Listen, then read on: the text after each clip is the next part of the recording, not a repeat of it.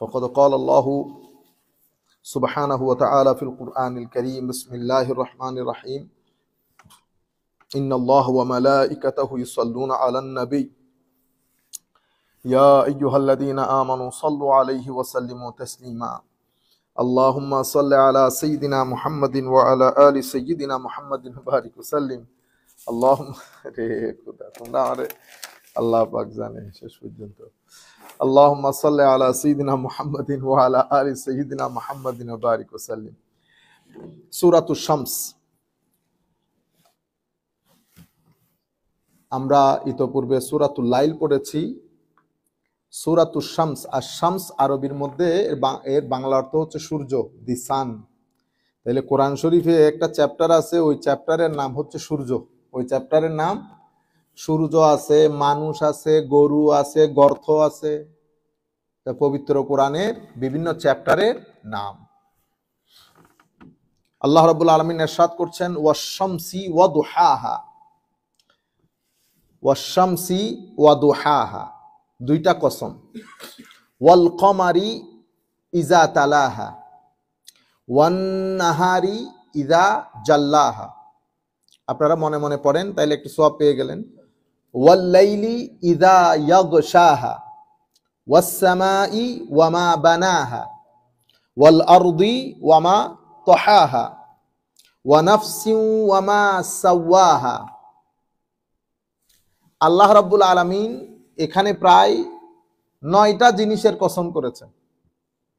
কসম করে আমাদেরকে বলছেন ফাআলহামাহা ফুজুরাহা ওয়া তাকওয়াহা। ঠিক আছে, সূর্যের কসম এবং ওয়াদুহাহা, তার কিরণের কসম। এটা বড় আজীব জিনিস।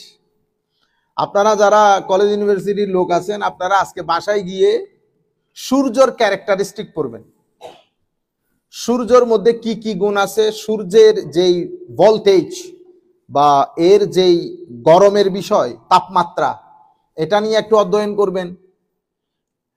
সূর্য যে উঠেছে, আমি তো সূর্য দেখতে পাচ্ছি না, সূর্য দেখা কারো পক্ষে সম্ভব না। সূর্য দেখা সম্ভব না, তো সূর্য যে উঠেছে এটা কেমনে বুঝি? দিনের মাধ্যমে। সূর্য না উঠলে দিনের আলো আসতো না। দিনের আলোর মাধ্যমে আমি বুঝতে পেরেছি সূর্য নামক একটা জিনিস আকাশে উদিত হয়েছে, নতুবা আমি তো সূর্যের দিকে তাকাতে পারবো না। সূর্য এখান থেকে অনেক দূরে, সূর্য এখান থেকে অনেক দূরে, কিন্তু আমি যখন এখান থেকে দেখি ছোট লাগে। কি লাগে? ছোট লাগে। তো আপনি যখন আপনার অবস্থান থেকে নবীর দিকে তাকাবেন, আপনার মতো লাগবে। মানুষ আর কি, ছোটখাটো মানুষ, বুঝতে পেরেছেন? কিন্তু আপনি যদি হায় হায় দূরত্ব বুঝতেন, কারণ এই সূর্য পৃথিবীকে আলোকিত করে। আল্লাহ রাব্বুল আলামিন ইউনিভার্সের জন্য এই সূর্য বানিয়েছেন। আমাদের জীবন যাপনের জন্য যে টেম্পারেচার প্রয়োজন এবং যেটার মাধ্যমে আমরা পৃথিবীতে সক্রিয় থাকি, এটার পুরো সোর্স অফ লাইট বানিয়েছেন সূর্যকে। এভাবে আমার আল্লাহ স্পিরিচুয়াল দুনিয়ার মধ্যে একটা সূর্য বানিয়েছেন। ওই স্পিরিচুয়াল দুনিয়া যেখান থেকে আমরা নূর সংগ্রহ করি, যেটা সোর্স অফ ডিভাইন লাইট, ওইটা হচ্ছে আমার নবী সাল্লাল্লাহু আলাইহি ওয়াসাল্লাম। সূর্যের মাধ্যমে যেমন আমরা এখানে বেঁচে থাকি, আমার নবীর নূরের মাধ্যমে হেদায়েতের ওই জান, ঈমান, এগুলা বেঁচে থাকে। সূর্য যেমন দুনিয়াতে বেঁচে থাকার জন্য সোর্স অফ লাইট, আমার নবীও ঈমান বেঁচে থাকার জন্য সোর্স অফ ডিভাইন লাইট। এই জন্য কোরআনে পাকের মধ্যে আমার নবীকে আল্লাহ বলেছেন সিরাজুম মুনির, সিরাজুম মুনির। চন্দ্র বলেন নাই, সূর্য বলেছেন, স্পষ্ট উজ্জ্বল নক্ষত্র। আমার নবী সাল্লাল্লাহু আলাইহি ওয়াসাল্লামকে আল্লাহ ইরশাদ করেছেন, বলা হচ্ছে ওয়াশ-শামসি ওয়া দুহাহা, আমি সূর্যের শপথ করে বলছি এবং সূর্যের আলোর শপথ করে বলছি।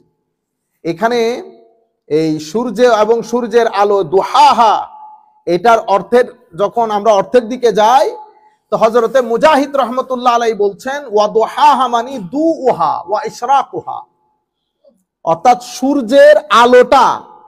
এবার অন্যান্য মুফাসসিরিনে কেরাম বলেছেন যে ওয়াল মারুফ ইনদাল আরব আন্না দুহা আন্নাহার কুল্লু, অর্থাৎ এখানে দুহা বলতে পুরা দিনটাকে বুঝিয়েছে আল্লাহ।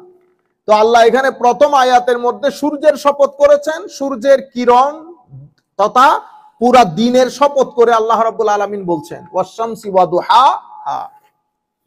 এরপরে বলেছেন ওয়াল কমারি ইজা তালাহা, ওয়াল কমারি ইজা তালাহা, আমার আল্লাহ চন্দ্রের শপথ করে বলছেন। এখন তালাহা মানে কি? তালাহা মানে উলামায়ে কেরাম মুফাসসিরিনে কেরাম বলছেন তালাহা মানে তাবেআহা। তাবেআ মানে যেটা পরে পরে আসে, পিছনে পিছনে আসে। তাহলে ওয়াল কমারি ইজা তালাহা, চন্দ্রের শপথ করে বলছি, ঠিক আছে? ইজা তালাহা, যখন সে সূর্যের পেছনে পেছনে আসে। সূর্যের পিছনে পিছনে মানে চন্দ্রের নিজের কোনো কিছু নাই, যা কিছু আছে সূর্য থেকে নিয়ে চলে। আমরা যাদেরকে আউলিয়া বলি তাদের নিজের কোনো কিছু নাই, তাদের নিজের কোনো কিছু নাই। তারা আলো যেটা নিয়ে চলে সেটা হচ্ছে আমার নবীর নূর নিয়ে চলে, আমার নবীর তাওয়াজ্জুহাত নিয়ে চলে। চন্দ্র যেমন সূর্যের পিছনে পিছনে, আমার নবী আগে আগে, আমার নবীর পরে কুল কায়নাত। নবী বলেন, সিদ্দিক বলেন, শহীদ বলেন, সালে বলেন, আউলিয়া নেক, সবাই আমার নবীর পিছনে পিছনে। চন্দ্রের যেমন নিজস্ব কোনো আলো নাই, কোন ওলির নিজস্ব কোনো বেলায়ত নাই। চন্দ্র যেমন সূর্যের পিছনে পিছনে গিয়ে বেলায়ত তথা আলোকিত হয়, আল্লাহর ওলিরাও আমার নবীর পিছনে পিছনে চলে কি হয়? আলোকিত হয়। বুঝতে পেরেছেন? এই জন্য আমার নবী বলেছেন এই আলেমরা, এই ওলিরা আমার ওয়ারিস। ওয়ারিস কেন? আমাদের আমার সম্পদ নিয়ে চলে। সম্পদ কি? ইলম। ইলম, আল ইলমু নূরুন, নূর, আলো। আচ্ছা, ওয়াল কমারি ইজা তালাহা, আমি চন্দ্রের শপথ করে বলছি যখন এটা সূর্যের পিছনে পিছনে আসে, যখন পৃথিবীকে আলোকিত করে, পৃথিবীকে আলোকিত করে। ওয়ান নাহারি ইজা জাল্লাহা, আমি দিনের শপথ করে বলছি। আমরা দিন আসতেছে, দিনের পরে সূর্য কোথায় চলে যায়, আরেক জায়গাকে আলোকিত করে, এই অংশ অন্ধকার হয়ে যায়, আমরা ঘুমের ঘোরে ঢলে পড়ি। কিন্তু আমরা কখনো চিন্তা করি নাই যে এটা এই নিয়মে ধারাবাহিকভাবে হয় কিভাবে। দুনিয়ার সবকিছু সিস্টেম নষ্ট হয় না? সবকিছুর মধ্যে সিস্টেম লস হয়। আপনারা ইভেন যে শেয়ার ব্যবসা করেন, লস হয় না? ধপাস করে পুরা সিস্টেম লস হয়ে গেছে না? তো কোনোদিন দিন রাতের সিস্টেম লস হইতে পারে না। কিন্তু যেই নিয়ামতগুলো আমরা পেয়ে যাই কোন ধরনের কষ্ট টষ্ট ছাড়া, সেই নিয়ামতকে নিয়ামত মনে হয় না, সেই নিয়ামতকে নিয়ামত মনে হয় না। যেমন আমরা এখানে বাংলাদেশে এখন ঠান্ডা পড়তেছে, আপনারা বলেন না দূর বাংলাদেশের কি ঠান্ডা। না, বাংলাদেশের আপনাদের চেয়ে অনেক বেশি ঠান্ডা। কেন ঠান্ডা? বাংলাদেশের গড় ঠান্ডা, পানি ঠান্ডা, যেখানে যাইতেছে সব ঠান্ডা।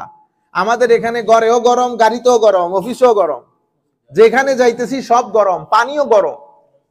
আপনি চিন্তা করে দেখেন তো, যদি এখানে হট ওয়াটারের কোনো ব্যবস্থা না থাকতো, পাগল হয়ে যেতাম না? আমি জানি না আপনারা কেউ নতুন ঘরের মধ্যে হিটার এখনো চালান নাই, শীতকাল থাকছেন কিনা।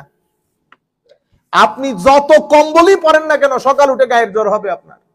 কেন? কারণ এটা তো আপনাকে খালি রাখতে হইতেছে, এটা তো আর বাঁধতে পারতেছে না। এটা বাঁধলে তো সকালে দাফন কাফন হয়ে যাবে, ঠিক না? এইটা খালি আছে বিদায়, এটার ভিতর দিয়ে ঠান্ডা যেটা ঢুকে, এটা সকালে আমি করছিলাম আমার নতুন বাসা ইংল্যান্ডের মধ্যে, ওঠার হিট কাজ করে না। আমি মনে করছি আর হিট কাজ না করলে পাশে অথচ টেস্কো, আমি একটা হিটার নিয়ে আসতে পারি। আমি চিন্তা করছি দূর এক রাত আর কি আসবে আর যাবে, 2-3টা পরছি, উপরে কম্বল দিছি। কিন্তু আমাকে পরে আমার ঘরের যিনি ওনার, উনি বলতেছেন হুজুর এটা তো আর বন্ধ করতে পারবেন না, এটা দিয়ে সকালে উঠে শরীর নাড়াইতে পারতেছে না। বুঝতে পারতেছেন? এগুলো আল্লাহর নিয়ামত, আমরা বুঝি না বিদায় এই জন্য শুকরিয়া আসে না, গ্রেটফুলনেস আসে না। শুধু নাই নাই নাই নাই।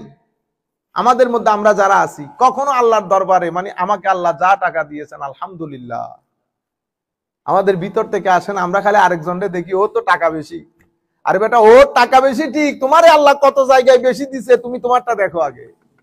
আমাদের শুকরিয়া নাই, যেটা আছে সেটা দেখি না, যেই নিয়ামত আছে সেই নিয়ামত দেখি না। ওয়াল কমার ইজা তালাহা ওয়ান নাহার ইজা জাল্লাহা, আমার আল্লাহ বলছেন দিনের শপথ করে বলছি যখন হায় হায় সেটা উদ্ভাসিত হয়, আলোয় আলোকিত হয়, যখন সেটা আলোয় আলোকিত হয়। এর পরবর্তীতে আমার আল্লাহ বলছেন ওয়াল্লাইলি ইজা ইয়াগশাহা, হায় হায় আমি রাতের শপথ করে বলছি যখন সূর্যকে রাত এনভেলপ করে ফেলে, পুরা ঘুটঘুটে অন্ধকারে পরিণত হয়। আমি সেই সময়ের শপথ করে বলছি, দিন এবং রাত আপনারা এটা একটু গবেষণা করে দেখবেন, দিনের ক্যারেক্টারিস্টিক কি কি, দিন আমাদের জন্য কেন প্রয়োজন। দিন ছাড়া আপনি দেখতেছেন না ভিটামিন ডি, এটা ছাড়া মানুষের অবস্থা কি হচ্ছে। এটা আল্লাহ, এটা ভিটামিন ডি মানে আপনি সূর্যের নিচে নিচে হাঁটা, বাস এতটুকুন। এখান থেকে আল্লাহ রাব্বুল আলামিন আপনার জন্য সোর্স অফ ভিটামিন বানিয়েছেন। এই যে আল্লাহ বারবার দিনের শপথ, রাতের শপথ, সূর্যের শপথ করছে, পেছনে নির্দিষ্ট কারণ আছে। এজাজুল কোরআন যারা গবেষণা করেন, অর্থাৎ কোরআনের মিরাকুলাস যে ক্যারেক্টারিস্টিক্স, এই বিষয়গুলা নিয়ে যারা সায়েন্টিফিক গবেষণা করেন, যারা অরিজিনালি সায়েন্টিস্ট, আমাদের মিশরের বিশ্ববিখ্যাত মুফাসসির ডক্টর জগলুল নাজ্জার, আপনারা ইউটিউবের মধ্যে লিখে দিলে এগুলা শুনবেন বড় বড় আলেমদেরকে। এই আমাদের মতো চব এগুলাকে না, আপনারা তো ওগুলা নিয়ে ইংলিশ টুসটাস বড় ওগুলা নিয়ে থাকে, বড় বড় আলেমদেরকে শুনেন ইউটিউবের মধ্যে। ডক্টর হামজা ইউসুফ আছে, ডক্টর আব্দুল হাকিম মুরাদ আছে, ডক্টর জগলুল নাজ্জার আছে, শেখ আলী জুমা আছে, ওনাদেরকে শুনেন। হুজুর সৈয়দ শাইখুল ইসলাম ডক্টর তারুল কাদরি আছে, বড় বড় উলামা যারা ইংরেজিতেও স্পিচ করেন অসংখ্য। আব্দুল হাকিম মুরাদ, হামজা ইউসুফ এরা তো ইংরেজিতেই করেন। ডক্টর জগলুল নাজ্জার উনি মিশরের আইন শামস ইউনিভার্সিটি আছে, ওই আইন শামস ইউনিভার্সিটি জিওলজির প্রফেসর সোফা। কিন্তু আল্লাহ পাকের মেহেরবানি, এই সাইডে অসম্ভব উঁচু মাপের মুফাসসির। উনি পবিত্র কোরআনের সায়েন্টিফিক ডাইমেনশন গুলা নিয়ে এজাজুল কোরআন, কারণ সায়েন্স যেহেতু বুঝে, দুইটার সমন্বয়ে উনি পুরা পৃথিবীর মধ্যে তোলপাড় করেছেন এই ওনার তাফসীর দিয়ে, এজাজুল কোরআন দিয়ে। ইংল্যান্ডের মধ্যে হেন কোনো ইউনিভার্সিটি নাই যে ইউনিভার্সিটিতে সেমিনারে ওনার বক্তব্য হয় নাই, কিন্তু আনফরচুনেটলি আমরা ওনাদেরকে প্রমোট করি না। এবং খুব জ্ঞানী গণিজন বাদে কেউ, সাধারণ ছেলেপুলে জানেও না যে এই ধরনের লোক দুনিয়াতে আছে। শুনবেন উনি এগুলা বিস্তারিত বলেছেন, ওয়াল্লাহি লাইল কেন বলেছেন, দিনের কথা কেন বলেছেন, সূর্যের কথা কেন বলেছেন। এরপরে আমার আল্লাহ রাব্বুল আলামিন ইরশাদ করছেন, ওয়াস-সামাই ওয়া মা বানাহা, আমি আকাশের শপথ করে বলছি এবং যিনি এই আকাশ বানিয়েছেন। আল্লাহ নিজের কথা নিজে বলছেন, আমি আকাশের শপথ করছি এবং যিনি এই আকাশ বানিয়েছেন তার শপথ করে বলছি। তারপরে আমার আল্লাহ ওয়াস-সামাই ওয়া মা বানাহা, এখানে মাদ্রাসার যারা ছাত্র তারা এই বিষয়টা খেয়াল করতে পারে। এখানে যতটা মা এসেছে, ওয়াস-সামাই ওয়া মা বানাহা ওয়াল আরদি ওয়া মা তাহাহা ওয়া নাফসি ওয়া মা সাওয়াহা, এখানে এই মাটা হয় মায়ে মাজদারিয়া, আপনারা অনেকে বুঝবেন না জিনিসটা, উলামায়ে কেরাম বুঝবেন। এখানে মাটা সমস্ত মুফাসসিরিন কেরাম বলেছেন মা হয় মায়ে মাজদারিয়া অথবা মা মানি মান। তো মায়ে মাজদারিয়া হলে ওয়াস-সামাই ওয়া মা বানাহা, মায়ে মাজদারিয়া হলে কি হবে, ওয়াস-সামাই ওয়া বুনিয়ানুহা, আমার আল্লাহ আকাশ এবং আকাশের যেই ফাউন্ডেশন মানে কি বলে, আকাশের যেই কারিগরি অবস্থা, এটার শপথ করে বলছেন। অথবা ওয়াস-সামাই ওয়া মা বানাহা মানে ওয়ামান বানাহা, আল্লাহ রাব্বুল আলামিন আকাশের শপথ করছেন এবং যিনি আকাশ বানিয়েছেন তার শপথ করছেন। ওয়াল আরদি ওয়া মা তাহাহা, এখানেও সেম, হয় এই আপনার মা মাজদারিয়া হবে অথবা মা মানি মান হবে। তাইলে ওয়াস-সামাই ওয়া মা বানাহা মানে আকাশের শপথ এবং যিনি তা নির্মাণ করেছেন তার শপথ।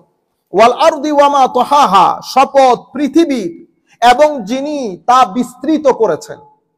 ওয়াল আরদি ওয়া মা তাহাহা, পৃথিবীকে আমাদের চলাচলের জন্য আল্লাহ বলেছেন আমি কার্পেটের মতো করে দিয়েছি, কার্পেটের মতো করে।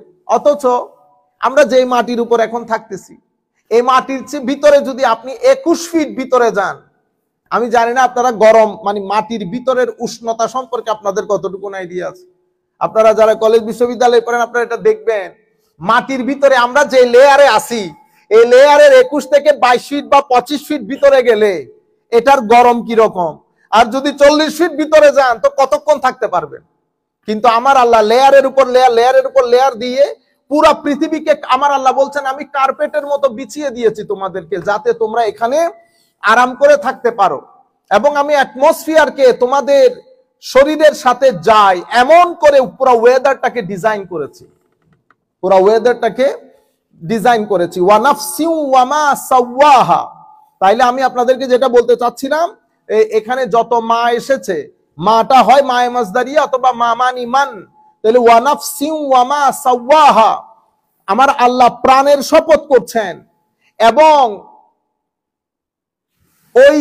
ওই জাতের শপথ যিনি এই পুরা সিস্টেমটাকে সুবিন্যস্ত করেছেন। ওয়া নাফসিন ওয়া মা সাওয়াহা, ওই জাতের শপথ যিনি এই পুরা সিস্টেমটাকে সুবিন্যস্ত করেছেন। তাইলে ওয়াস সামাই ওয়া মা বানাহা ওয়াল আরদি ওয়া মা তাহাহা। তাহাহা মানে কি? বানাহা মানে আমরা সবাই বুঝি, তাহাহা মানে মুফাসসিরিনে কেরাম বলছেন তাহাহা মানে বাসাতাহা। বাসাতাহা মানে যিনি পুরা পৃথিবীকে বিছিয়ে দিয়েছেন আমাদের জন্য। এবং এই বাসাতাহা, এটার উপর উলামায়ে কেরামের বেশিরভাগ মুফাসসিরিনে কেরাম এই অভিমত ব্যক্ত করেছেন যে এখানে শাব্দিক অর্থের দিক থেকে ওয়াল আরদি ওয়া মা তাহাহার অর্থ বাসাতাহাই সবচেয়ে বেস্ট। বাসাতাহা মানে বিছিয়ে দেওয়া। এরপরে ওয়া নাফসিন ওয়া মা সাওয়াহা, ওয়া নাফসিন ওয়া মা সাওয়াহা মানে আল্লাহ আমাদেরকে যেভাবে সুবিন্যস্ত করেছেন, আপনি দেখেন হাতের জায়গায় হাত, এই হাত যদি এই জায়গায় না হয়ে সামনে পিছনে হতো কেমন লাগতো একবার চিন্তা করে দেখেন। হতে পারতো। আমাদের এই দুই চোখ আল্লাহ এমন জায়গায় ফিট করেছেন, এটা যদি এখানে না হয়ে এই জায়গার মধ্যে হতো, আপনি নিজেরা চিন্তা করে দেখেন। নাকটাকে আল্লাহ এই চেহারার মধ্যে যখন এই আর্কিটেকচার করেছেন, আল্লাহ দেখেন আজীব। চোখ দুটো এখানে হতে পারতো, কিন্তু আল্লাহ চোখ দুটো ওখানে করেন নাই। ওয়া নাফসিন ওয়া মা সাওয়াহা, যেই জিনিস যেখানে বসানো দরকার। সুবিন্যস্ত মানে কি? সুবিন্যস্ত মানে যেই জিনিস যেখানে রাখা দরকার, যেখানে রাখলে ওইটাকে পারফেক্টলি বিউটিফুল মনে হবে, পারফেক্টলি হ্যান্ডসাম মনে হবে, সুন্দর মনে হবে, সুসংহত মনে হবে। আমার আল্লাহ সেই জিনিসটাকে এক্স্যাক্টলি সেই জায়গায় রেখেছেন। ওয়া নাফসিন ওয়া মা সাওয়াহা। নাকটাকে যদি আমার আল্লাহ এই জায়গায় দিতেন, আজীব লাগতো মানুষদেরকে দেখতে। মুখটাকে যদি এই জায়গায় দিতেন, আজীব লাগতো দেখতে। কিন্তু এমন ভাবে তৈরি করেছেন, এর মধ্যে আবার আমরা সুন্দর খুঁজি, তো সুন্দর না, ও একেবারে বহুত বড়, দুনিয়ার হিরো, এটা সুন্দর না, এটা সুন্দর। এগুলো আমাদের সিলেটিদের মধ্যে বেশি এই এই এই এই এই ফেতনাটা। আমি মিশরের মধ্যে যখন প্রথম গেলাম, আমার কাছে জিনিসটা দারুণ লেগেছে। তাদের কাছে এই যে আমরা যে বর্ণনা করি বহুত সুন্দর অমুক সমুক, এদের মধ্যে আছে জিনিসটা, মানে এরা সব মানুষকে সবাইকে সুন্দর বলা। আমার আল্লাহ বলছেন লাকাদ খালাকনাল ইনসানা ফি আহসানি তাকওয়িম, ফি আহসানি তাকওয়িম। আমার আল্লাহ বলছেন আমি মানুষকে যে স্ট্রাকচার দিয়ে তৈরি করেছি, এটা দি বেস্ট স্ট্রাকচার। আল্লাহ বলছেন দি বেস্ট স্ট্রাকচার। লাকাদ খালাকনাল ইনসানা ফি আহসানি তাকওয়িম। মানুষের কেওয়াম, মানুষের যে সংগঠন প্রক্রিয়া পদ্ধতি এবং যে আন্দাজে আমি তাকে সুবিন্যস্ত করেছি, সুসংহত করেছি এবং তার গঠনগুলোকে আমি নির্ধারণ করেছি, আমার আল্লাহ বলছেন this is the best form. লাকাদ খালাকনাল ইনসানা ফি আহসানি তাকওয়িম। এখানে বলছেন ওয়া নাফসিন ওয়া মা সাওয়াহা।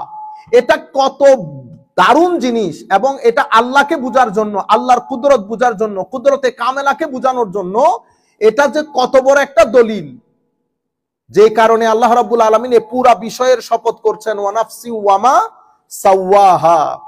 এরপরে কি বলছেন? ওয়া নাফসিন ওয়া মা সাওয়াহা। এরপরে বলছেন ফাআলহামাহা ফুজুরাহা ওয়া তাকওয়াহা। ওয়া নাফসিন ওয়া মা সাওয়াহার মধ্যে উলামায়ে কেরাম দুইটা অভিমত ব্যক্ত করেছেন। তো এখানে ওয়া নাফসিন ওয়া মা সাওয়াহা মানে হচ্ছে এই হয়তো সমস্ত নফস, যত নফস, যত জান আল্লাহ পয়দা করেছেন, মানুষ, পশু পাখি, সমস্ত জানের শপথ করে বলছেন, এবং যিনি এই জান বানিয়েছেন এবং সুবিন্যস্ত করেছেন, করার পরে আল্লাহ এতগুলা কসম করেছেন। ওয়াশ-শামসি ওয়া দুহাহা বলেছেন, আল কামারি ইযা তালাহা বলেছেন। সব শপথ করে করে এসে আমার আল্লাহ এই জায়গার মধ্যে এসে বলতেছেন ফাআলহামাহা ফুজুরাহা ওয়া তাকওয়াহা। আমার আল্লাহ ফুজুর এবং তাকওয়া, ফুজুর এবং তাকওয়া এই দুইটা জিনিস মানুষের ভিতরে ইনস্টিল করেছেন। ফুজুর এবং তাকওয়া দুইটা জিনিস মানুষের ভিতরে ইনস্টিল করেছেন। এরপরে মানুষকে এখতিয়ার দান করেছেন, ইচ্ছার স্বাধীনতা। আমি আপনাকে আগেও বলেছি, আমার গায়ের কালারের ক্ষেত্রে আমার কোনো স্বাধীনতা নাই, এটাকে বলে এদতেরারি। এদতেরারি মানে আমি মজবুর, যে কালার আল্লাহ দান করেছেন সেটার উপর আমি মজবুর, আমি ইচ্ছে করলে এটা পরিবর্তন করতে পারবো না। আমার মা বাবা, আমি মুত্তার, আমি ইচ্ছে করলে চেঞ্জ করতে পারবো না। এভাবে আল্লাহ রাব্বুল আলামিন কিছু জিনিস আমাকে দিয়েছেন এত্তেরারি, কিছু জিনিস করেছেন এখতিয়ারি। এত্তেরারির মধ্যে যেমন আমার মা বাবা আমি কোনো চেঞ্জ করতে পারবো না, আমার গায়ের কালার আমি চেঞ্জ করতে পারবো না, আমি যে মানুষ সেটা আমি পরিবর্তন করে অন্য প্রাণী হইতে পারবো না। এগুলো আল্লাহর পক্ষ থেকে নির্ধারিত। যেগুলো আল্লাহর পক্ষ থেকে নির্ধারিত সেই বিষয়ে আপনাকে প্রশ্ন করা হবে না। আপনি বাংলা ভালো বুঝেন কি বুঝেন না, ইংরেজি ভালো বুঝেন কি বুঝেন না, আপনাকে প্রশ্ন করা হবে না, কারণ এগুলার ক্ষেত্রে আমাকে আল্লাহ এখতিয়ার দেন নাই। I have no freedom. All in these fields I have no freedom. Because I have no freedom, that's why no question in the day of judgment. আমাকে একটা জিনিসের ক্ষেত্রে এখতিয়ার দান করেছেন। আমাকে আল্লাহ বলেছেন ওয়াহাদাইনাহুন নাজদাইন, আমি দুটি রাস্তা তোমাকে দেখিয়েছি। ওয়া ইন্না লানা লাল হুদা, হেদায়েত বয়ান করা আমার দায়িত্ব। তো বয়ান কিভাবে করব? আমি নবী রাসূলদের মাধ্যমে হেদায়েত বর্ণনা করে দিয়েছি, এটা হেদায়েত। এবং তোমার ভিতরে আমি একটা ইনবিল্ট এবিলিটি দান করেছি, ইনস্টিল করেছি এবিলিটিটা। এবিলিটির মাধ্যমে তুমি ডিসাইড করতে পারো রাইট এন্ড রং, তুমি কোনটা মাসিয়ত, কোনটা এতাত, কোনটা সত্য, কোনটা মিথ্যা, কোনটা রাইট, কোনটা রং, দুইটার মধ্যে তুমি কি করতে পারো? ডিফারেন্সিয়েট করতে পারো। সেই কারণে ফাআলহামাহা ফুজুরাহা ওয়া তাকওয়াহা, আমি ফুজুর এবং তাকওয়ার মারিফত তোমাদেরকে দান করেছি। You know what it is. বুঝতে পেরেছেন? এই কারণে আমার আল্লাহ রাব্বুল আলামিন বলছেন হায় হায় আই আররাফাহা তারিকাল ফুজুর ওয়া তাকওয়া ওয়া ক্বালাহু ইবনু আব্বাস ওয়া আন মুজাহিদ আইদান আররাফা তাল মাসিয়া আন মুহাম্মদ ইবনে কাব ক্বালা ইযা আরাদাল্লাহু আযজা ওয়া জাল বিআবদিহি খায়রা আলহামাহুল খায়র ফাআমিলা বিহি। সুবহানাল্লাহ। মানে ভালো মন্দ, সৎ অসৎ, সত্য মিথ্যা, এই সব কিছুর মারিফত আল্লাহ ইন্ডিভিজুয়ালকে দান করেছেন। হেদায়েত বর্ণনা করে ব্রেন দিয়ে আল্লাহ প্রত্যেক ব্যক্তি বুঝে কোনটা রাইট কোনটা রং। দারুণ বিষয় হচ্ছে কোন মানুষের মধ্যে যখন আদব থাকে, ভদ্রতা থাকে, ওই মানুষকে আল্লাহ কি করেন জানেন? আল্লাহ তৌফিক দান করেন। সে যতই গুনাহ করুক, মাওলাই করিমের পক্ষ থেকে একটা তৌফিক থাকে ভালো কাজ করার। তা আমার নবী হাদিসে এটা হযরত আন মুহাম্মদ ইবনে কাব আল কুরাজি উনি বলছেন ইজা আরাদাল্লাহু আযজা ওয়া জাল্লা বিআবদিহি খাইরান আলহামাহুল খাইরা ফাআমিলা বিহি। আল্লাহ যখন কোন ব্যক্তির জন্য ভালো ইচ্ছা পোষণ করেন, আল্লাহ চান তার আখের ভালো হোক, আমার আল্লাহ তাকে জান্নাতের কাজ, আখিরাতের কাজ, পরকালের কাজ, আল্লাহর কাজ এগুলা করা তার জন্য সহজ করে দেন। তার ভিতর থেকে আমাদের নফস আছে না, এই যে ফাআলহামাহা ফুজুরাহা ওয়া তাকওয়াহা, আমাদের ভিতরে আল্লাহ রাব্বুল আলামিন নফস যেটা দান করেছেন, আমাদের এখানে কিছু ডিভাইস আছে, একটা রূহ আছে, একটা কলব আছে, একটা নফস আছে। এই কলব হচ্ছে আপনি মনে করতে পারেন একটা জমি, কলবের জমি, সেটার মধ্যে একটা রূহ, একটা নফস। রূহ কানেক্টেড টু দি অলমাইটি আল্লাহ, ডিভিনিটি, কারণ এটা আমার আল্লাহর পক্ষ থেকে বিশেষ লাইক। ওয়া নাফাখনা ফীহি মির রূহি। নফস হচ্ছে রিসিপিয়েন্ট অফ খাইর এন্ড শার। বিশেষ করে নফস পুষ্ট হয় শয়তানের মাধ্যমে। এই জন্য নফসের কিছু স্টেজ আছে, নফসে আম্মারা, নফসে লাওয়ামা, নফসে মুলহেমা, নফসে রাদিয়া, নফসে মারদিয়া, নফসে মুতমাইন্না। তাইলে নফসের এগুলা কেউ কেউ বলেছেন নফসের প্রকার, আবার কোন কোন সুফিয়ায়ে কেরাম বলেছেন এগুলা নফসের স্টেজ। নফসে লাওয়ামা, তো নফসে আম্মারা এটার কাজ কি? এটার কাজ হচ্ছে আম্মারাতুন বিসু। এটা আপনাকে সব সময় মন্দের প্রতি, মন্দ কাজের প্রতি, আল্লাহ রাসূলের অসন্তুষ্টির প্রতি, সীমালঙ্ঘনের প্রতি আপনাকে পুশ করবে ভিতর থেকে করার জন্য। আপনি এনজয়ের সাথে এটা করবেন। তো রূহ যখন এই ধরনের নফসের সাথে থাকে, সুহবত বলি না, সৎসঙ্গে স্বর্গবাস, অসৎসঙ্গে সর্বনাশ, তো রূহ উইক হয়ে যায়। রূহের আর কোনো সে থাকে না। কারণ ঘরের মধ্যে পুরুষ, অনেক পুরুষ মানুষ ভালো, কিন্তু ঘরের মধ্যে এত ফিতনা থাকে, বেচারা এক কোণার মধ্যে কোনো কি নাই, সেই নাই। কেন?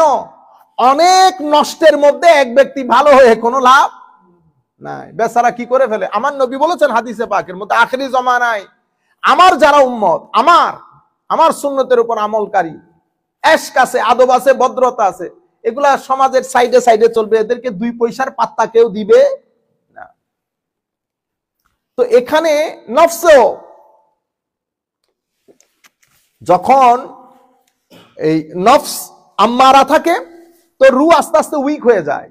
রু উইক হয়ে গেলে হায় হায় কলবের জমিন আস্তে আস্তে পছন্দ ধরে। কলবের জমিনে যে পছন্দ ধরেছে এটা আপনি কেমনে বুঝবেন? নফস যে বারবার পুশ করতেছে খারাপ কাজের দিকে কেমনে বুঝবেন? পঞ্চ ইন্দ্রিয়ের মাধ্যমে বুঝবেন। পঞ্চ ইন্দ্রিয়, চোখ, নাক, কান, মুখ, এগুলা সব। কিন্তু এই 5 পঞ্চ ইন্দ্রিয়ের মধ্যে গুরুত্বপূর্ণ জিনিস হচ্ছে 3টা। একটা আপনার জবান, আরেকটা আপনার চোখ, আরেকটা আপনার কান। এই 3 ডিভাইস যখন খারাপ কাজ বেশি করবে, নেগেটিভ এনার্জি বেশি আর্ন করবে, আপনি বুঝতে পারবেন আপনার নফসে আম্মারাতুন বিসু হয়ে গেছে। আপনি যে নিচের দিকে যাচ্ছেন সেটা কেমনে বুঝবেন? দেখবেন পাঞ্জে গানা জামাত বা জামাতে পড়তেন, আস্তে আস্তে জামাত ছোটা শুরু করেছে। আপনি জোহরের 12 রাকাত পড়তেন, নফস আপনার ভিতরে কত দলিল দেওয়া শুরু করছে, বেটা হ্যাঁ ফরজ পড়লে হয়। প্রথমে আপনাকে বলবে নফল চালতে, নফল ছেড়ে দিছে। সুন্নত এগুলা পড়লেও নাই, না পড়লেও নাই, সুন্নত। এই 12 রাকাত পড়নে ওয়ালা কখন থেকে 4 রাকাতে নেমে আসছে বুঝেও নাই সে। বুঝতে পেরেছেন? তো প্যারামিটার গুলা যখন নিচের দিকে ড্রপ করবে, আপনি মনে করবেন আন্না নাফসালা আম্মারাতুন বিসু, নফস ডমিনেন্ট ফ্যাক্টর হয়ে গেছে আপনার পুরো সত্তার মধ্যে। আপনার সত্তার মধ্যে যখন নফস ডমিনেন্ট হয়ে যায়, তখন সামগ্রিকভাবে আপনি বুঝতে পারবেন। তখন সবচেয়ে বড় দুর্ঘটনা যেটা ঘটে, হারাম কাজ করার পরে ভিতর থেকে কোন ধরনের বোধ শক্তি, তখন নফস যখন পরিপূর্ণ ডমিনেন্ট হয়ে যায়, সেই ব্যক্তি নিরেট ছেঁচড়া হয়ে যায়। কি হয়ে যায়? শব্দগুলো এখানে ব্যবহার করা উচিত না, কিন্তু আমার কাছে বাংলা শব্দ তো আর নাই। এটার উর্দুতে বললে খুব সুন্দর লাগে, ছেঁচুড়া পান। কিন্তু আমি যদি এটারে বাংলায় বলি, ছেঁচড়া সুন্দর লাগে না। যাই না মুখের মধ্যে, আমি ইউটিউবে আমার এই কথাটা শুনলে সুন্দর লাগে না, কিন্তু আমার কাছে তো শব্দ নাই। এই ব্যক্তি তখন বেয়াদব হয়ে যায়, তার কাছে আদব থাকে না, লেহাজ থাকে না, যা মন চাই বলবে। তখন আপনি নামাজ, দোয়া, তসবিহ, তাহলিল, টুপি টাপি এগুলা না, এগুলা তো আমার নবী হাদিসে পাকের মধ্যে বলছেন আল্লাহ এগুলা দাঁত দাঁড়ে না। আপনি কি পরে আসছেন? আল্লাহ দাঁড় দাঁড়ে আপনার ভিতরে কি জিনিস আছে। তখন আপনি মসজিদের মধ্যে একরকম, মসজিদের বাইরে গেলে আরেক রকম। জবান দিয়ে গালি বের হবে, চোখ পাগলা ঘোড়ার মতো দৌড়াবে, কান আপনাকে যখন কেউ আপনার সামনে বসে অমুকের গীবত, সমুকের গীবত, মসজিদের বদনাম, আপনার কান এগুলা এনজয় করতেছে।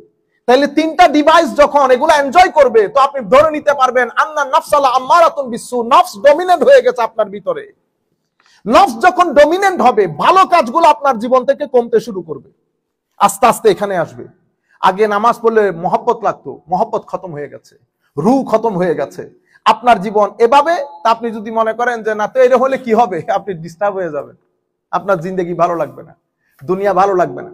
অতঃপর ঘরের মধ্যে ঝগড়া লাগবে, অতঃপর আপনার স্বামী স্ত্রী, এরপরে সন্তান, আত্মীয় স্বজন, ভাই বোন সম্পর্ক ওগুলা তিক্ত হতে শুরু করে। কেন? কারণ আপনার জিন্দেগিতে গুনাহ যত বাড়বে, আপনার জিন্দেগিতে অশান্তিও তত বাড়বে। সমস্যা হচ্ছে গুনার সাথে অশান্তির একটা যোগসাজশ আছে।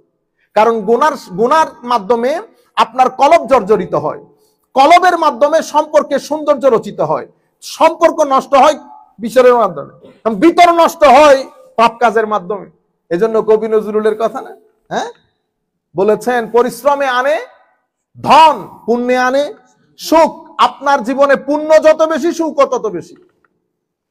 সমাজের মধ্যে ডিভোর্স রেট, ওই ডায়লগের মধ্যে বলতে বলতে, ডায়লগ যারা করেন ওই যে টক শো, ডিভোর্স মানে বাংলাদেশের মধ্যে ডিভোর্স বেড়ে গেছে কেন? পরে আমি খবর নিয়ে দেখলাম যারা এখানে করতে গেছে তাদের ফ্যামিলির মধ্যে ডিভোর্স রেট 75%। তোমার ফ্যামিলির মধ্যে 75% ডিভোর্স, তুমি কেমনে এসে টক শোর মধ্যে কথা বলো? লজ্জা করে না?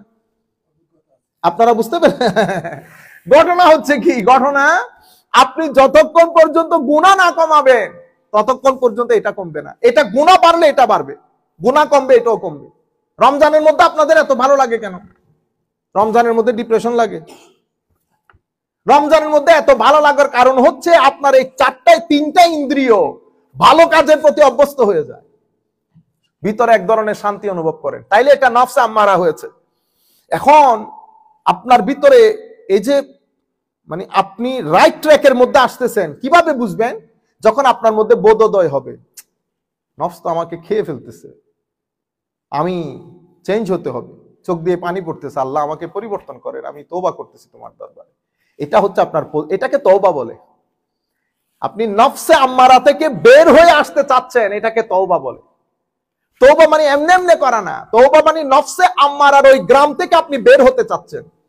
তো নফসে আম্মারার গ্রাম হতে বের হতে হলে প্রথম অস্ত্র হচ্ছে তওবা, দ্বিতীয় অস্ত্র হচ্ছে সোহবত। সোহবত মানে একজন আল্লাহওয়ালার সাথে থাকা, একজন আল্লাহওয়ালার সাথে থাকা। ধুপি ঘাটে যখন থাকবেন, আপনি নিজে কাপড় ধোয়া আর ধুপা ঘাটের মধ্যে দিয়ে, কাপড় ধোয়ানোর মধ্যে বেশ কম আছে না, হ্যাঁ? তো ধুপি ঘাট লাগে, কি লাগে? ধুপি ঘাট। তো আপনি যখন এই প্রথমে তওবা করবেন, দ্বিতীয়ত সোহবতের মধ্যে আসবেন, সোহবতের মধ্যে আসার পরে আপনি যখন আপনার ভিতরে তওবার কারণে, তওবার ফিউজাতের কারণে তিলাওয়াতে কোরআন, জিকির, দরুদ, সোহবত, নামাজ এগুলা বাড়তে থাকবে, আপনার এই তিন ইন্দ্রিয় আস্তে আস্তে আস্তে আস্তে ট্র্যাকের মধ্যে আসতে থাকবে। তখন আপনার নফস আম্মারা থেকে লাওয়ামা হয়ে যাবে। লাওয়ামা মানে হায় হায়, আগে কোনো খারাপ কাজ করলে ভিতর থেকে বোধ শক্তি আসতো না, এখন কেন যেন ভিতর থেকে কেউ একজনে আমাকে খালি গালি দেয়, কেন করলি এই কাজ, কেন করলি এই কাজ। এই আপনার ভিতরের জ্বলন, এটাকে বলে নফসে লাওয়ামা, মানে বৎসনাকারী নফস। If you do something, if you commit a sin, it will curse you. You will feel a divine cursing from inside. This is called nafse lawwama. এটা একটা ভালো দিক, বুঝতে হবে আপনার। এরপরে যখন আপনি ক্যারি অন করতেছেন ইস্তেকামতের সাথে, তখন এই নফস এই জায়গার মধ্যে কিছু কাজ জটিল ভাবে ইনফ্লুয়েন্স করে, ইম্প্যাক্ট করে আপনার এই স্টেজগুলো পাড়ি দেওয়ার ক্ষেত্রে। সবচেয়ে বেশি হচ্ছে ইস্তেগফার, আল্লাহর দরবারে নিজেকে অপরাধী হিসেবে দাঁড় করানো, দরুদে পাক বেশি বেশি করে পড়া, মানুষকে দেওয়া সহযোগিতা করা। তখন দেখবেন নফসে লাওয়ামা এসে এসে নফসে মুলহেমার মধ্যে এসে গেছে। যেই নফস আগে আপনাকে উঠতে বসতে খালি খারাপ কাজে ঠেলতো, সেই নফস এখন বলে তুই বসে আছিস কেন, বেটা মসজিদে যা। নফস এখন আপনাকে ভিতর থেকে খাস কিসিমের এলহাম করে, do this, this is good, do that, that is good. মানে আপনি ভিতর থেকে সমস্ত ভালো কাজ করার জন্য একটা ইনফ্লুয়েন্স এবং এনকারেজমেন্ট পাবেন। নফসে লাওয়ামা মুলহেমাতে পরিণত হয়েছে। এই মুলহেমা আস্তে আস্তে আস্তে আস্তে নফসে রাদিয়া হয়ে যায়। নফসে রাদিয়া মানে রুকে বলে, রু আপনি যা বলেন, আপনি যা বলেন। তো রু তো ডিভাইন লাইট, এই জন্য ইমাম রুমি, জালালউদ্দিন রুমি রহমতুল্লাহ আলাইহি বলেছেন, আপনাকে অসীম শক্তি দিয়ে আল্লাহ সৃষ্টি করেছেন। আপনি এই সমস্ত পাগলামি ছাগলামি ছাড়েন, আধা জিন্দেগি অতিবাহিত করেছেন মানুষকে খুশি করার জন্য, বাকি আধা জিন্দেগি অতিবাহিত করেছেন শুধু মানুষকে পেরেশান করেছে, কে দুঃখ দিয়েছে এগুলা বলতে বলতে জিন্দেগি শেষ। তूने खेल बहुत खेल लिया, तूने बहुत खेल लिया, अब बस कर जा, তো অনেক খেলছো গো, এবার স্টপ করে দাও, এবার স্টপ করে দাও। তোমার ভিতরেই আল্লাহ অসীম শক্তি দান করেছেন, তুমি এগুলো এনজয় করার চেষ্টা করো, ডিসকভার করার চেষ্টা করো, তোমার ভিতরে আল্লাহ কি কি জিনিস দান করেছেন। তোমার ভিতরের জগতের মধ্যে এত অসীম শক্তি দান করেছেন, তুমি চোখ বন্ধ করলে অন্ধকারের জায়গায় অন্ধকারকে তুমি আলোতে পরিণত করতে পারো। এটা সকলের ভিতরে আল্লাহ শক্তি দান করেছেন। এই জন্য আল্লামা ইকবাল বলছে না, মাওলা আমার ভিতরে তুমি যে চেতনা দান করেছো, আমাকে ভাষা দান করো, আমি যেন তরুণ প্রজন্মের অন্তরে চেতনার এই আগুন ধরিয়ে দিতে পারি। আপনারা বুঝতে পেরেছেন? তো আমাদের জালালউদ্দিন রুমি রহমতুল্লাহ আলাইহি বলছেন, আমাদের জিন্দেগি এই কমপ্লেইনে শেষ। আমাদের ভিতরে যে আল্লাহ শক্তি দান করেছেন, সেই শক্তি নিয়ে এসে আমরা আবার আল্লাহর দরবারে ফেরত চলে যাই। খেয়ে পরে জীবন ধারণ, আমরা তো শুধু খেয়ে পরে জীবন ধারণের জন্য আসি না, এই তো সবাই করে এরকম। আল্লাহ রাব্বুল আলামিন আমাদের হামি ও নাসির হোক। তাইলে ফাআলহামাহা ফুজুরাহা ওয়া তাকওয়াহা, নফস হচ্ছে রিসিপিয়েন্ট অফ ওয়াসওয়াসা ফ্রম ডেভিল, ইভিল, শয়তান। রূহ হচ্ছে রেসিপিয়েন্ট অফ নূর, কলব বাতেন, এটা হচ্ছে আপনার জমি। এর পরবর্তীতে আল্লাহ রাব্বুল আলামিন ফেরেশতাদের মাধ্যমে পুরা মারফত আমাকে দান করেন। আর যে ব্যক্তিকে আল্লাহ রাব্বুল আলামিন, আল্লাহ যার ব্যাপারে, আল্লাহ যাকে পছন্দ করেন, মহব্বত করেন, যার ব্যাপারে আল্লাহ ভালো ইচ্ছা পোষণ করেন, সেই ব্যক্তিকে আল্লাহ এই কাজগুলা করার তৌফিক বেশি বেশি করে দান করেন। সেই কারণে কোনো সময় অহংকার করবেন না, মানুষকে কষ্ট দেবেন না, মানুষের সাথে সদ্ব্যবহার করবেন, মানুষকে সহযোগিতা করবেন। আমার আল্লাহ সবচেয়ে বেশি পছন্দ করেন যখন আপনি মানুষকে সহযোগিতা করেন, আল্লাহ সৃষ্টিকে সহযোগিতা করেন। কখনো কোনো পশু পাখির প্রতিও ঘৃণা পোষণ করবেন না।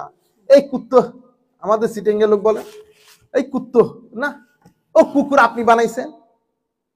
আরে কুকুরের কত কোরআন শরীফে আছে না। আপনি আল্লাহর কোন সৃষ্টিকে তুচ্ছ তাচ্ছিল্য করবেন না। নামাজি সবাই, নামাজি সবাই, কিন্তু এগুলো অনেক কঠিন কাজ, মানুষের সাথে ভালো ব্যবহার করা। দুইটা জিনিস আপনারা নিজেরাও চেষ্টা করেন শিখার জন্য, আমাদের ছেলেদেরকে এগুলো শিক্ষা দেন। অ্যাভয়েড করা, ইগনোর। ইগনোর মানে আমরা বলি আফু দারগুজার, অ্যাভয়েড করছি, আমি এগুলাকে পাত্তা দিচ্ছি না। বর্তমান সময়ে সংসার জীবনের জন্য আমাদের, বিশেষ করে ছেলেদের বিয়ে করালে সংসার জীবনের জন্য সবচেয়ে ইম্পর্টেন্ট এই দুইটা জিনিস। একটা হচ্ছে ক্ষমা করে দেওয়া, আরটা হচ্ছে ইগনোর করা। ক্ষমা করে দেওয়া, ইগনোর করা একই জিনিস। আর একটা ধৈর্য ধারণ করা। ক্ষমা এবং ধৈর্য, এই দুইটা জিনিস, এই দুই জেওর, এই দুই স্বর্ণ যদি আমাদের সাথে না থাকে, very difficult to continue your conjugal harmonious life. এবং এই দুইটা জিনিস হচ্ছে জান্নাতে যাওয়ার চাবিকাঠি। আমাদেরকে যেভাবে নামাজ শেখানো হয় সেভাবে যদি এই দুইটা জিনিস শেখানো হইতো। ধৈর্য ধারণ করা, এই জন্য ধৈর্যশীলকে আল্লাহ অসম্ভব মহব্বত করেন। এবং আমার আল্লাহ বলছেন আমি সবাইকে হিসাব করে করে দেব, এ 5টা, এ 7টা, এ 10টা। আল্লাহ এ ধৈর্যশীল, কয় এর এখানে রাখো কেন, কয় না এরটা হিসাব ছাড়া। ইন্নামা ইউয়াফাস সাবিরুনা বিগাইরি হিসাব, কোন হিসাব নিকাশ ছাড়া আল্লাহ সাবিরিনদেরকে দান করবেন। ইন্নাল্লাহা মা'আস সাবিরিন, আমার আল্লাহ বলছেন নিশ্চয়ই আল্লাহ ধৈর্যশীলদের সাথে আছেন। আপনি আমাকে ভদ্রলোক বলতেছেন, কৌজুর আপনি কারবালাতে কেমনে ডিসাইড করবেন হক আর বাতিল, কারণ এটাও মুসলমান এটাও মুসলমান। আল্লাহ, এটা তো আল্লাহ কোরআন শরীফের মধ্যে ডিসিশন দিয়ে দিয়েছেন, এটা আপনাকে ডিসিশন দিতে হবে না। কি রকম? আল্লাহ আপনি ধৈর্য তালাশ করেন, কোন তাবুর মধ্যে ধৈর্য আছে, কি ইয়াজিদের তাবুতে ধৈর্য না হুসাইনের তাবুতে ধৈর্য? ধৈর্য যেই তাবুতে, আমার আল্লাহ সেই তাবুতে। ডিসাইড আপনি করেন। এখন আপনারা বুঝতে পারতেছেন, আমার আল্লাহ সব দুধ কা দুধ পানি কা পানি করে দিয়েছেন। এই দুইটা জিনিস বেটা আপনারা জীবনের মধ্যে যতদূর সম্ভব চেষ্টা করবেন আয়ত্ত করার জন্য। মানুষ এখানে প্রত্যেক ব্যক্তি, আল্লাহ সবাইকে, আপনি মানুষ দেখতেছেন, সবাই কিন্তু মানুষ না। কারো আচরণ হাতির মতো, কারো আচরণ কুকুরের মতো, কারো আচরণ সাপের মতো, কারো আচরণ অশ্লীল।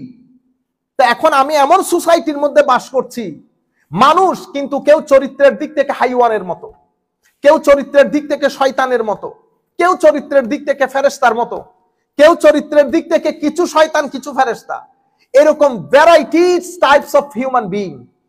আমাকে আমার আল্লাহ শিখিয়ে দিয়েছেন বান্দা বাস দুইটা জিনিস।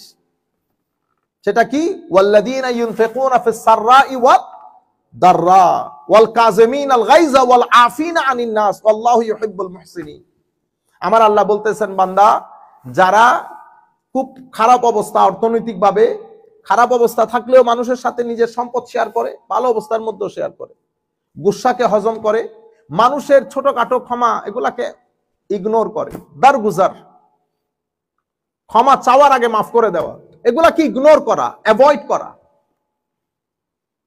ধৈর্য ধারণ করা। এই দুইটা জিনিস যদি আপনি আপনার জীবনে আয়ত্ত করতে পারেন, আপনার সফল।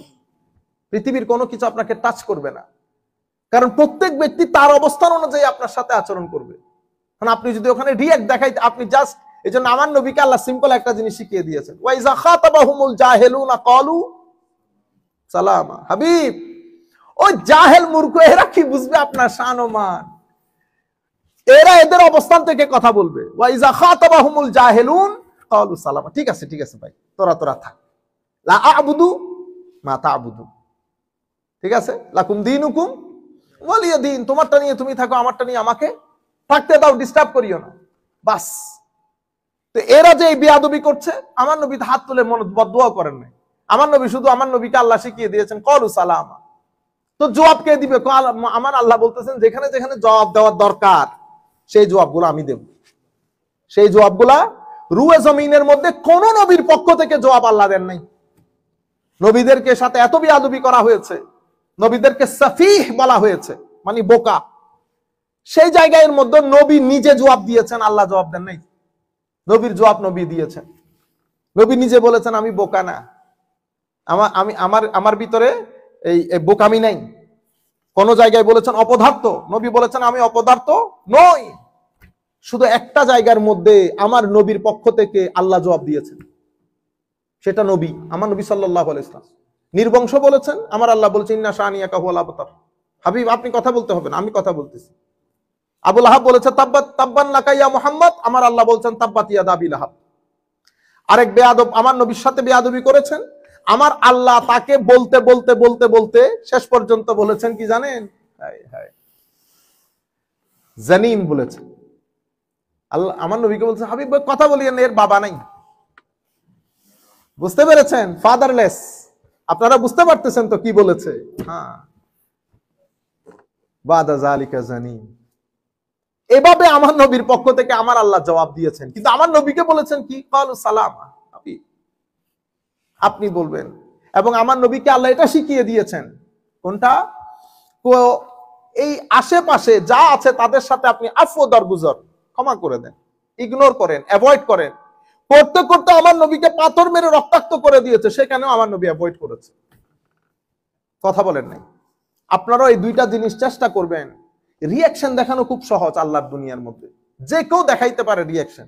রিয়াকশন দেখানোর মধ্যে কিন্তু বাহাদুরি নাই, বাহাদুরি ধৈর্য ধারণের মধ্যে। রিয়াকশনের সুখ 2 মিনিট, ধৈর্যের সুখ সীমা পরিসীমা নাই, ইনফিনিট। রিয়াকশন দেখাইতে 2-3 মিনিট নফস আপনাকে ফলাবে। দেখছনি বেটা, বলে দিছি যে। তারপর আমরা কি বলি? আমি সত্য কথা বলতে আমি ভয় পাই না। বাপরে বাপ, আল্লাহর দুনিয়ার মধ্যে ওয়ান এন্ড অনলি সত্য কথা বলতে ভয় পাই না। ঘরের মধ্যে আওয়াজ করেন না আপনি, আপনি সত্য কথা বলতে ভয় পান না। আপনার আওয়াজ মসজিদে শোনা যায়, আপনি ঘরে আওয়াজ করতে পারেন। যে ব্যক্তি মসজিদে কথা বলবে উঁচু আওয়াজে, বাস হু হা করবে, একটা ঘরের মধ্যে কথা বলতে পারে না। এগুলো আযাবের মধ্যে থাকে। আল্লাহর ঘরের মধ্যে আওয়াজ করবেন না কোনোদিন। এগুলো দেখে দেখে বড় হয়েছি। আল্লাহর ঘরের মধ্যে আওয়াজ করেছে, তের ইচ্ছা শোয়া রাখছে আল্লাহ, কাউরে 29 বছর শোয়া রাখছে, আওয়াজ করতে পারে না। আমাদের চোখের সামনে মসজিদের ইমামকে কথা বলতে দিত না। হায় বেচারা একদিন হাত তুলে, আল্লাহর তো কিছু বলে নাই, রব্বানা আতিনা ফিদ দুনিয়া। রাস্তার মধ্যে পড়ে মারা ছিল, রাস্তার মধ্যে। বুঝতে পেরেছেন? আল্লাহ আল্লাহ রসুলের কাজ যারা করে, এটা আল্লাহর বাগান, আল্লাহ আল্লাহ রসুলের বাগান পাহারা দেয়। মুয়াজ্জিন হোক, ইমাম হোক, এরা আল্লাহ আল্লাহ রসুলের বাগান পাহারা দেয়। তো আমার ড্রাইভারকে যখন আপনি মারবেন, আমার ড্রাইভারের গায়ে হাত তোলা মানে আমার গায়ে হাত তোলা। আপনি বুঝতে পারতেছেন? এটা যারা যারা বাংলাদেশের ড্রাইভার রাখেন, গায়ে লাগে না? হাউ ডেয়ার, আপনি আমার ড্রাইভারের গায়ে হাত তুলছে, তো আমার নবীরও গায়ে লাগবে না? সাবধান, এই কাজগুলো আমরা করব না। তো আমি আপনাদেরকে যেটা বলতে চাচ্ছি, এই সিম্পল জিনিসগুলা, দুইটা জিনিস যদি আমরা আয়ত্ত করতে পারি, ছেলেদেরকে এগুলো আমরা একটু একটু শিখানো দরকার। আর হচ্ছে বেটা, সপ্তাহে অন্তত 30 মিনিট নিজেকে সময় দেন। নিজে কোনো মোবাইল টোবাইল থাকবে না, অন্ধকার। আপনি একা হাঁটতে থাকেন না সমুদ্রের পাড়ে, এখানে কত সুন্দর সুন্দর জায়গা, হাঁটেন, নিজেকে সময় দেন। টাকা কামানোর সময় অনেক পাবেন, পাগল হয়ে যায় না টাকার জন্য। আল্লাহ আপনার টাকা আপনার জন্য নির্ধারিত রাখছেন, এর বাইরে এক পেনি আপনার পকেটে ঢুকবে না। আধা ঘন্টা 1 ঘন্টা নিজেকে সময় দেন। শুধু ফেসবুকের উপর আমাদের ইকবাল ভাইয়ের উপর উঠে বসে থাকিয়েন না। আপনারা বুঝতে পারছেন? ফেসবুক এটা আলাদা একটা ফিতনা। এটা হচ্ছে মানে একটা কিছুক্ষণের জন্য একটা সুখ, কিন্তু আপনি চিন্তা করে দেখেন, আজকে আপনি যে পোস্ট করছেন, 2 দিন পরে পৃথিবীর মানুষ এটা ভুলে যাবে। বইয়ের কথা মনে রাখে না মানুষ, আপনার পোস্টের কথা মনে রাখবে। পেপারে যে আর্টিকেল লিখেন, আর্টিকেল 2 দিন 3 দিন, সে আর্টিকেল আজকে পড়ে ফেলছে, কালকে আপনি পড়বেন। আমি যদি বলি স্যার এটা দেখেন তো একটু, আর্টিকেলটা গত 10 মাস আগে একজনে লিখছে, পড়বেন? আপনি বলবেন নতুন কোনো কিছু থাকলে। বুঝতে পেরেছেন? নাম ইকবাল ভাই নিচে আর কি, সবাই হুঁশিয়ার হয়ে যান, সবাই এগিয়ে, এখানে সবাই হাসতেছে, আমরাও আছি এই লাইনের মধ্যে। তো আমি আপনাদেরকে বলতে চাচ্ছি বেটা, 1 ঘন্টা আল্লাহর ওয়াস্তে 1 ঘন্টা সময় দেন। কি করবেন জানেন? শুধু হাঁটেন, হেঁটে নিজেকে নিয়ে চিন্তা করেন। আপনার পূর্ববর্তী প্রজন্মের কত লোক দুনিয়া থেকে চলে গেছে সেটা চিন্তা করেন। চিন্তা করেন 2050-এর পর আপনি পৃথিবীতে থাকবেন কিনা। এগুলা রিয়ালিটি, শান্তি দান করবে। পৃথিবীকে এনজয় করেন, এটা একটা সুন্দর জায়গা, দারুণ জায়গা। এই এত দারুণ জায়গার মধ্যে আল্লাহ আপনাকে সুযোগ দিয়েছে থাকার, একটু এনজয় করবেন না? আপনি যেটা এনজয় করতেছেন সেটার নাম এনজয় না। আপনি বুঝার চেষ্টা করেন, প্রকৃতি দেখেন, ভাই বোন বন্ধু বান্ধব নিয়ে ঘুরতে যান, দেখেন সুন্দর সুন্দর জায়গাগুলো দেখেন না? আপনারা এগুলো থেকে বের হয়ে আসেন, এই অশ্লীল চিন্তা চেতনা অশ্লীল সোসাইটি থেকে বের হয়ে আসেন। পৃথিবীতে অনেক কিছু আছে করার, দেখার, কিন্তু আমরা ওই এক জায়গা থেকে সরতে পারতেছি না। এক ফেসবুক, এক মিনস অফ কমিউনিকেশন আমাদেরকে একটা জায়গায় লাগিয়ে দিয়েছে, তারপর নির্দিষ্ট সময় বিয়ে করে ফেলে। আমরা ওখান থেকে সরতে পারছি না, নিজেরও ছেলেদেরকে সময় দিতে পারছি না। ছেলেদেরকে সমুদ্র পাড়েও যদি নিয়ে যান, সেখানেও বসে সে মোবাইল দেখতেছে, অ্যাডিক্টেড হয়ে গেছে। সে সিলেট থেকে চিটাং এসে গেছে, তারে জিজ্ঞাইছি তুমি এই যে তুমি দেখছো নি বাংলাদেশ কত সুন্দর, হুজুর আমি তো ঘুমাইছি আর একটু ফেসবুক টেসবুক দেখতে দেখতে কখন চিটাং চলে আসছি। লানতে তেরি সফর করে। আপনি বুঝছেন, আপনি যখন উইন্ডো দিয়ে দেখবেন অনেক সুন্দর আমাদের দেশ, অনেক সুন্দর বাংলাদেশ। রাজশাহী অনেক দারুণ, বাংলাদেশে গ্রিন সোসাইটি সিটি বলে রাজশাহীকে, রাজশাহী বলেন, ইভেন বরিশাল পর্যন্ত, ইভেন আপনাদের কি বলে চা বাগান আছে ওইটার নাম কি, শ্রীমঙ্গল। আপনি এগুলো দেখলে, আমি এবার মৌলভীবাজার গেছি, আসার আগে মৌলভীবাজার গেছিলাম, ওই যে একদম পাহাড়ের পাদদেশে, এটাতে পুরো আপনি বাইরের দেশ হলে হয়তো টাকা পয়সা খরচ করে দেখতে যাইতেন। জাফলং টাফলং অনেক সুন্দর জায়গা, কিন্তু আপনি তো দেখতেছেন না, আপনি এগুলো ওই ধান্দাই নাই। আমি ওই ধান্দাই নাই। আমার ছেলে আমার মেয়ে হয় মোবাইল নয় টিভি, ব্যান করেন না কিছুদিনের জন্য, একটা নিয়ত করেন যে 2 দিন আমি বা 1 দিন আমি মোবাইল দেখবো না। কি হয় মোবাইল না দেখলে? আপনি দেখেন অনেক এনজয়েবল কিন্তু লাইফ। আপনি যখন এই ফেসবুক, এই হাবি জাবি এগুলাকে এক পাশে করে দেবেন, দেখবেন জীবন কত সুন্দর। এগুলা করতে হবে আমাদেরকে, নাইলে আমরা সামনে আমাদের বৈবাহিক জীবন আমরা এনজয় করতে পারবো না। তো এটা আর একটা যুদ্ধ হবে। আপনারা বলেন না প্রথম বিশ্বযুদ্ধ, দ্বিতীয় বিশ্বযুদ্ধ, আপনি বিয়ে করে তৃতীয় বিশ্বযুদ্ধের মধ্যে ইনভলভ হবে আপনার, যদি আমাদের যদি লাইফ প্যাটার্ন গুলা চেঞ্জ না করি দুইজনই। কারণ আপনি যখন এটাতে ইউজ টু হবেন, যাকে ঘরে আনবেন সেটা ওইটাতে ইউজ টু হবে।